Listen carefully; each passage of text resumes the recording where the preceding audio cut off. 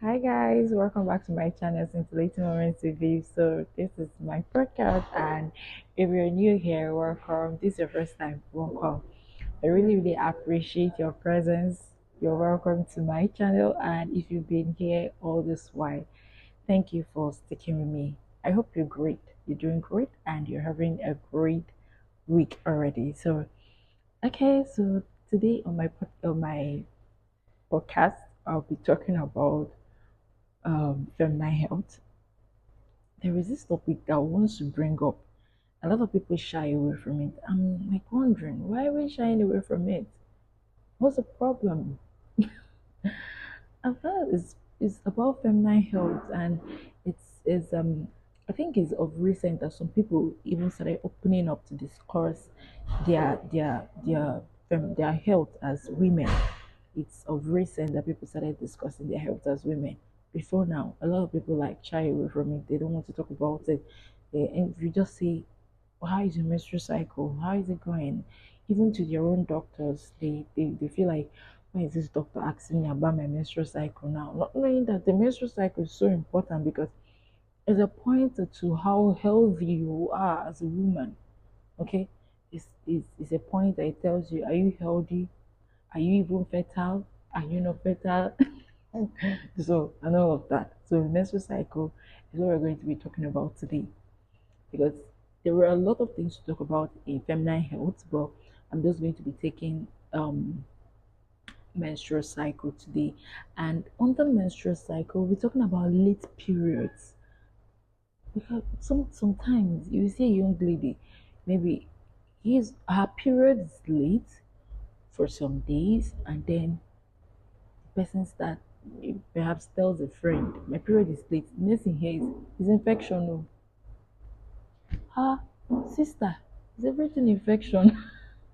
Or maybe the person, some young ladies that do not even know how to go about telling their friends that for some time now my period has been late, or I've been experiencing late periods for some time now. I do not know the cause. They don't want to talk about it because they don't want to be judged, perhaps infection or perhaps pregnancy or perhaps anything that someone can just cook up and tell the person. But it's very important for you to know today that there are so many reasons why a lady can experience late period and when you should be bothered about your menstrual health. What will happen? At what point should you be bothered? At what point should you not feel ah mm, it, things are still okay? At what point should you get up and rush to the hospital and see a doctor? This is what we're going to be learning today on the menstrual cycle. Okay, so if you have a lady as a friend, make sure she sees this podcast. You as a lady, please listen to the end. Like you really need this podcast. This very episode is very important to you. Okay, so like I said earlier, menstrual cycle. For you to hear a cycle, it means it's from a time to a time, and it just keeps happening. So, since it's from a particular time to a given time, it's very important for us to even note when this cycle starts because the truth is, some people do not even know when menstrual cycle starts. Some people don't know when it actually starts. Okay, menstrual cycle starts from the very first day of that period. Let's take for instance, you do not know how to count your period or your cycle now. This is a very good way of learning it right now.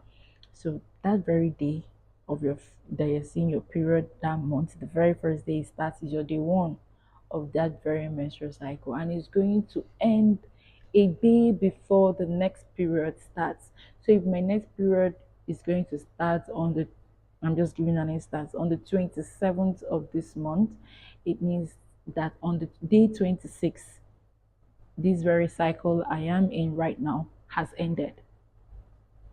Is that clear? Okay, let's proceed. So on the average, it's always 28 days. But there are times that it's not going to be 28 days. There are times it's going to be 21 days.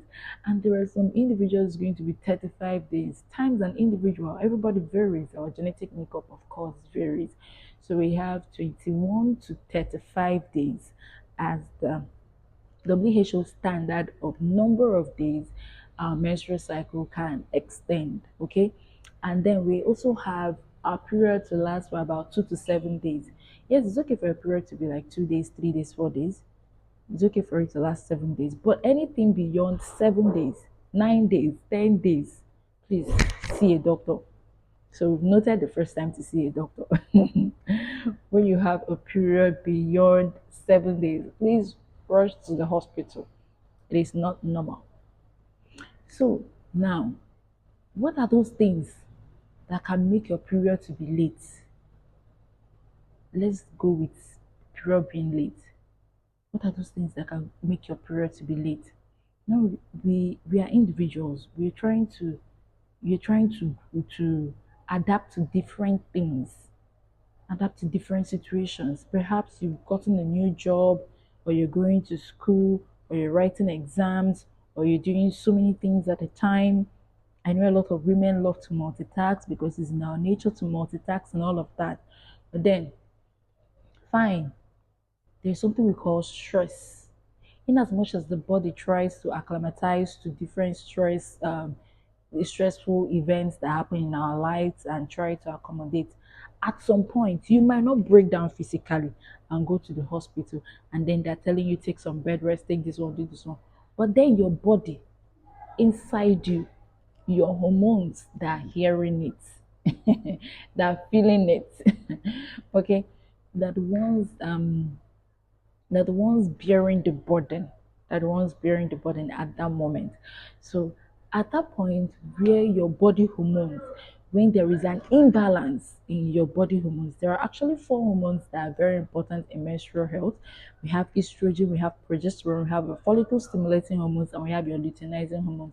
Now these hormones, they have, when there is a peak of luteinizing hormone, when there is a peak of estrogen, when there is a decrease, and when there is a peak of progesterone, when there is an imbalance in these their levels, it can distort your menstrual cycle. It can cause a late period. And stress is the number one factor. If there is what we call risk factors, stress is the number one factor or number one cause of you having a late period due to imbalance in hormone in your body hormones. Okay.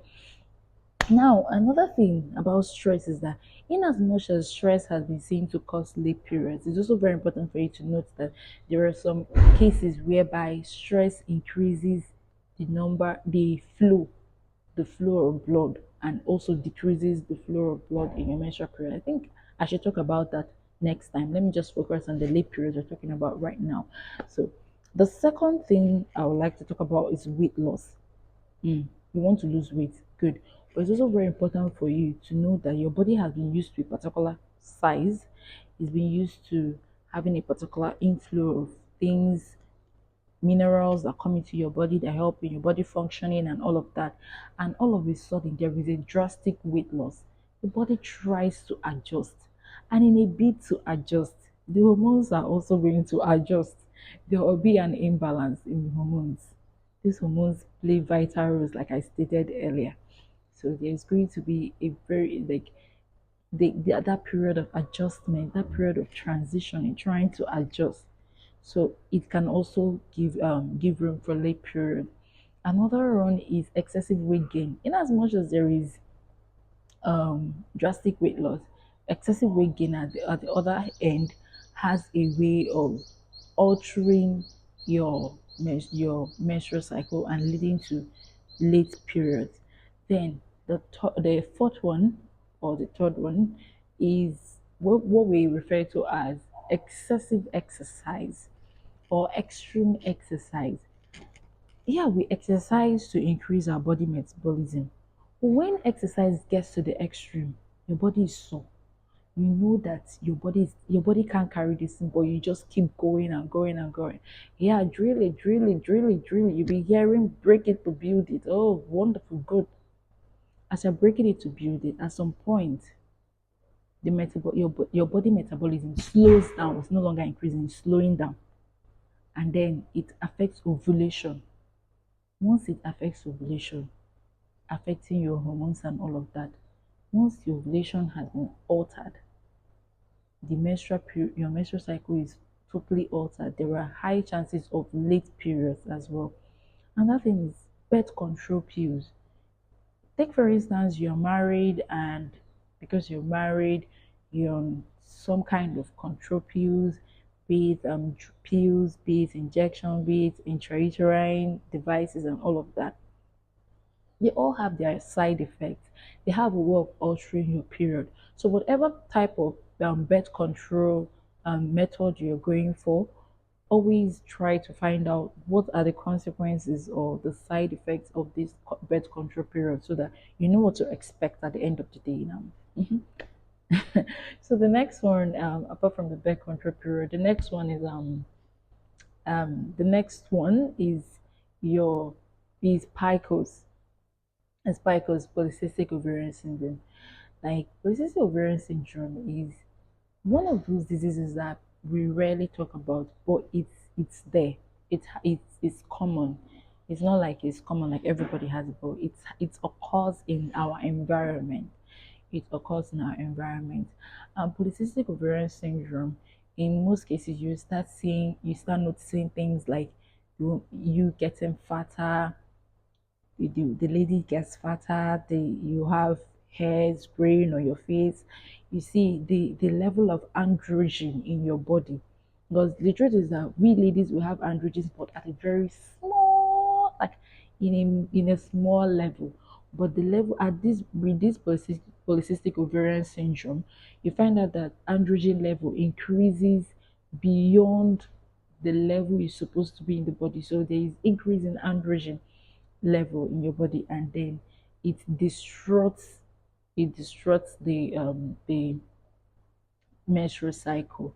So once you have symptoms like you start seeing excessive hair growth facially on your chest or your front hairs, and then you start seeing cases of you getting fat, your ovulation gets to alter and all of that, it's also a pointer that you should, apart from you noticing that your period is late, you're seeing all of these symptoms as well, please see a doctor and run some tests. It could be, it's always and most times a pointer for polycystic ovarian syndrome. Then the next one is breastfeeding. Breastfeeding.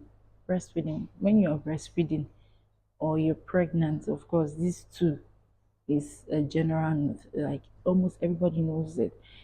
They are the two of them. Most of the cases, it leads to late periods. And then the last one I like to talk about is thyroid diseases. If you have any form of thyroid diseases always have a way of disrupting the ovulation of a lady, the ovulation of a lady, and thereby disrupting the menstrual cycle. So it's not every time that of course infection is there, the UTI is there, the like I said earlier, UTI can be there, but then it's not in every case that um, once you do not see your period, it's pregnancy, or maybe you have a late period, it's pregnancy, or it's an infection.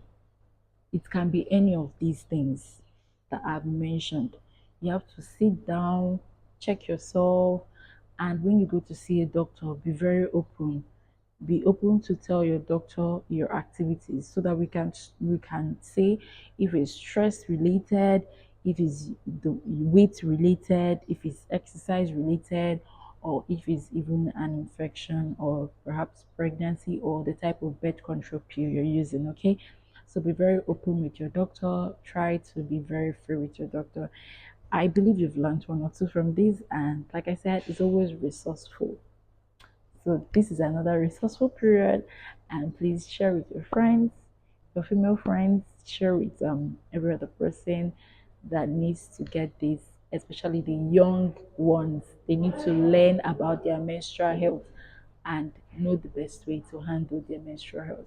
Thank you for staying tuned with me. I love you, and see you next time on my channel, Scintillating Moments with You. Have a blissful week. Mwah. Bye.